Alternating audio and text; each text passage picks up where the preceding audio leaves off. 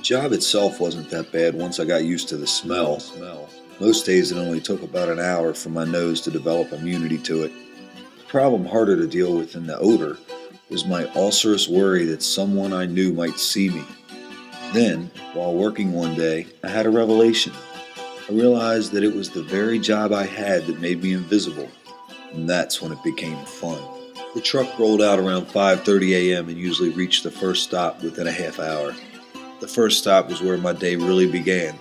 This is where I would swill down my last drop of coffee, put on my gloves, fake a smile to the driver, hop out, lift the first lid, and wince as the scent of rotten coleslaw contaminated the air. My responsibilities from here were simple. Dump the trash into the back of the truck, run the compactor, jump up onto the back of the truck, and stand there holding on as the truck moved down the road to the next stop. Often a truck would have a three-man crew consisting of a driver and two dumpers, but this day I was alone on the back of the truck with no one to talk to and plenty of time to think. The route began on back roads with sometimes up to 3 miles between stops. For me, this meant a fair amount of time hanging off the back looking around while cutting through the air and whizzing past trees at 40 miles per hour. By 7 a.m., the sun was bright and the stench of the slaw had blended with other promiscuous aromas into the bouquet du jour. Fortunately, my scent immunity was just kicking in, but this came at the cost of becoming one with the smell. Just after 8 a.m., the truck left the back roads and turned into a housing development. This was a suburban community of single-family homes on half-acre lots. As the truck approached the first stop in the neighborhood, I noticed a young boy playing in the front yard while his father was loading something into the back seat of the car in the driveway. The truck stopped and the boy stared at me as I threw the cans up and emptied them. When I put the cans back, I smiled at the youngster and simply said hi. The father never acknowledged me but immediately called his son over to him as I was getting back on my little step. I overheard him tell the boy, "Stay away from them trash guys." The man didn't know me. He did not look at me. He did not want his son to so much as share a simple greeting with me, but he was happy to have me stop by his house twice a week to empty his cans. Halfway through that day, some mothers stood with kindergartners waiting for the bus. As the truck passed, with me hanging off the back, I smiled and waved to them. The moms smiled and some told their children, "Look, the trash man is waving hi to us." I went on dumping cans and hopping on and off the truck throughout the day without giving it much more thought. After finishing that community, the next stop was about 10 miles away. The weather was really turning out to be nice, so I didn't get back in the front of the truck for that trek. During that ride, it came to me. I thought of the man in the driveway and the moms at the bus stop. I thought about all the people on various days that never smiled back when I would smile at them.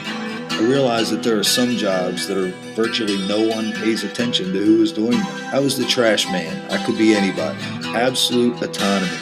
Social apathy had written me a blank check for absurdity.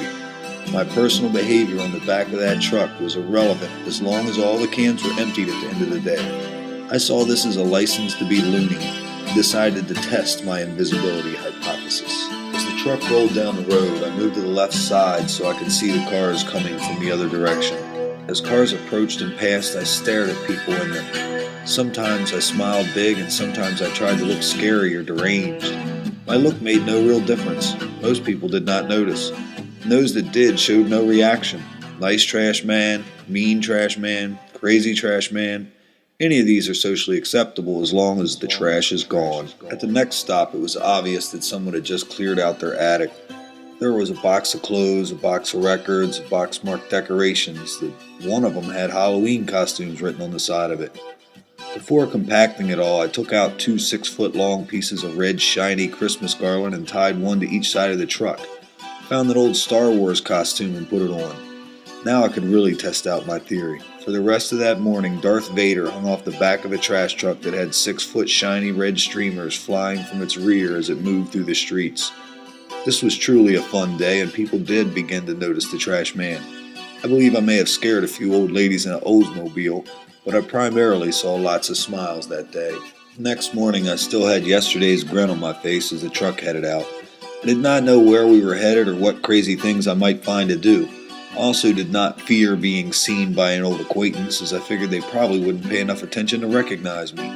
At the first stop this morning, an elderly lady stepped out of her house and motioned for me to walk to her. I thought she probably had some trash that hadn't made it out to the road yet and wanted me to get it. When I got there, she gave me 2 cups of coffee, one for me and one for the driver. Then she gave me 2 hot, fresh bacon, egg, and cheese sandwiches. I motioned for the driver to come over, and while we enjoyed breakfast, she explained that her husband was a trash man in New York for 30 years.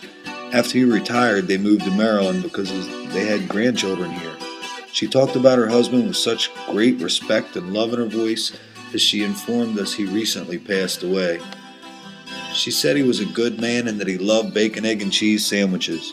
This was as close as she could come to making him breakfast, and she said she would make it for us every pickup day. I left that stop realizing I could enjoy my day and be silly because no one would see me anyway. But I could also enjoy my day, wave to people, say hi, and not worry about being seen because I was doing an honest day's work.